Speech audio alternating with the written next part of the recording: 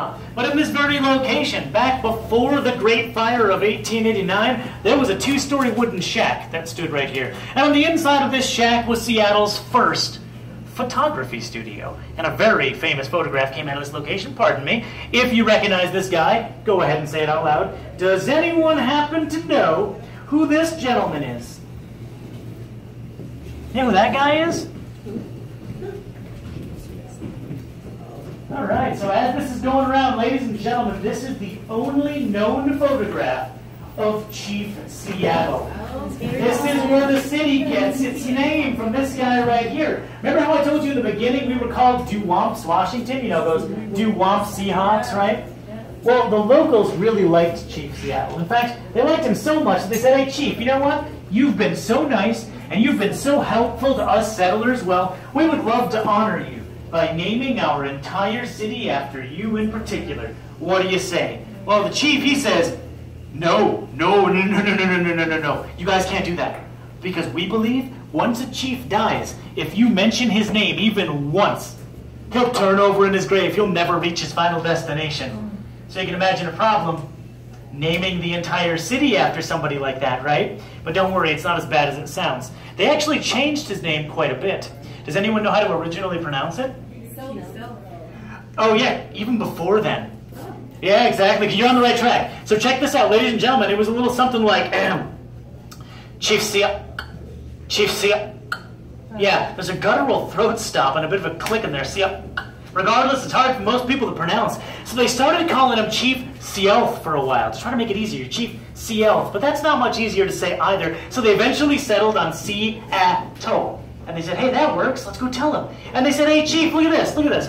We're saying your name, but we're not saying your name at the same time, right? Yeah. To which the chief did actually say back then, hey, yeah, that works. They also paid him a lot of money, too, just to really ease the pain. I believe they paid him $50 a year, which at the time was a lot of money. It was going to be $50 a year because they honestly expected him to be dead within 2 to 3 years after they named the city after him. He ended up living like 14 years or something afterwards, so they were like, it's kind of funny. But now, in particular, ladies and gentlemen, in this very location, when this was Merchant's Cafe in the 1930s, there was yet another fire that broke out in this very room. Only this time, there were 2 children stuck in this very room. They did not make it out that night. And ever since then, it is not uncommon for people coming down those stairs right there to report seeing a little girl go running across this room here. It is not uncommon for people to report hearing the sound of a little boy laughing and playing right behind this window in particular. Now, excuse me, if anyone needs to use the restroom, they're right around the corner here. But, ladies, I have to warn you, there is a presence that hangs out in the women's restroom. It is responsible for unexplained footsteps, knocking, and it has a tendency to turn the faucets on and off. Now, gentlemen, if you need to use the restroom, they're right around the corner. But guys, most common thing to happen in the men's room is people report hearing a voice whisper into their ear. Now, that'd be pretty bad in and of itself, right? But most people they all agree. It is a high-pitched voice specifically asking, can you hear me? Yeah, no thanks, right? Now, has anyone here heard of an orb in the paranormal context? An unexplained light source or anomaly that shows up on a photograph? Yeah. Well, check this out. We've done several investigations right here in this building, and one night we were able to come out with something very interesting on camera. Now, the guy in the photograph you're about to see is holding an EMF meter that measures electromagnetic fields. And when electromagnetic fields are high, paranormal activity tends to be really active. This guy's meter was going off the charts, and our cameras were able to capture this. This was taken upstairs, by the way. We don't know what this right there is. Right? Take a look at that. See that white spot right there? Kind of looks like a flash, maybe? A lot of people are quick to say, is that like a flashlight, maybe? Is that some kind of like trick of the camera shutter? Some kind of weird refraction of light? See that white spot there? We're not really sure what that actually is. Okay? Now, a lot of people are quick to say that could be a number of things, and I agree. However, I want to emphasize, we don't just take one photograph. I want to show you what happens in the next photograph. Not even a second later. Once this gets around, yeah.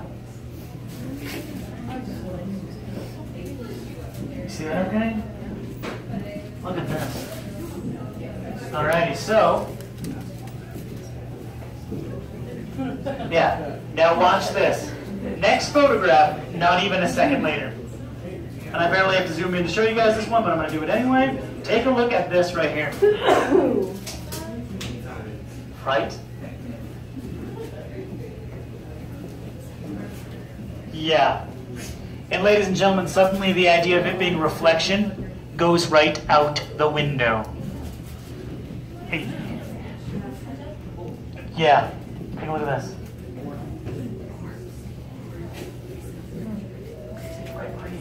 I know, right?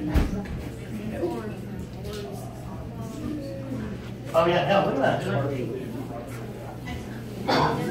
That's the other weird thing. Yeah. Now, in all honesty, and in all fairness, ladies and gentlemen, am I telling you guys that you were looking at a ghost on camera? No. Am I telling you that you were seeing something that absolutely readily cannot be explained? Yes. It's up to you to decide what that actually is. Take a look at this. Yeah. Right? Any questions on that? Okay, and again, this was upstairs. So, you guys have been a great group, so I'm going to give you a paranormal bonus story while we're here real quick for you. So, did you guys know that there are actually different types of hauntings? Yeah, they're not all the same. So when you hear the word haunting, you just think, well, there's a ghost in that building, right? Something weird like that. No, there's actually 5 different types of hauntings. And I'll list them off real quick for you. There's a residual haunting. You might have heard this. There's an intelligent haunting. There is poltergeist activity. You guys might have heard that term before. There is demonic activity. I know you've heard that term before. And finally, there are shadow people hauntings. Now, real quick, a residual haunting is essentially a moment in time, usually a moment of intense anger, pain, sadness, trauma, caught on a loop, reliving itself again and again. The spirit does not know it's a spirit. It just keeps redoing that same thing over and over for who knows how long. The second category is an intelligent haunting. In an intelligent haunting, the spirit knows it's a spirit, and it can, very much so, communicate with the living. The third category is poltergeist activity, and if you didn't know, poltergeist is actually a German word for noisy ghost. Yeah, and it's categorized differently than a normal ghost for a number of reasons. Mostly, you don't see a poltergeist. They tend to be invisible, as opposed to a ghost, which tends to show up as a visible apparition. 2, poltergeists interact with their environment. They move furniture, they throw things around. Ghosts, on average, don't tend to do this. And finally, ghosts haunt locations, usually places they loved or places they were familiar with. Poltergeist, they haunt people. Oh yeah, they tend to focus on one member of the family in particular, and they follow them around. So don't try moving houses, because it does not work. They will absolutely follow you. And then that brings us to the fourth category of haunting, and why I would like to point out, fun fact, these crosses on the wall, they're not all just there for decoration. The fourth category is known as demonic activity. When I use that term, am I talking about a little red demon with horns and a pitchfork going, hey? No, because the reality is much worse. I am talking about a parasitic, malicious entity which wants to physically inflict harm on you and your entire family. It's this little voice that gets inside the head of the father and it keeps repeating over and over, catch him, kill him, till eventually that man picks up a lever-action rifle and he shoots up his entire family while they're asleep one night. And among the 6 dead family members, the autopsies all concluded one very disturbing detail. None of the family members actually woke up during the shooting. This guy must have somehow timed his shots with the thunder that was occurring that night. Now, if this sounds familiar, it's because I'm describing the Ronald DeFeo Jr. murders that occurred over in Amityville, New York. You might have heard of the infamous Amityville horror based on these events. That's what we attribute to demonic activity. Believe it or not, that's the type of activity that started happening in this very room, with the unexplained cuts and bruises appearing. And that's the staircase, by the way, where the man was thrown down, broke his neck, and died. Any questions? Alrighty. So, if there are no more questions, let's go right back upstairs to our next location. Alright, as we're getting up, if you could please push your seats back.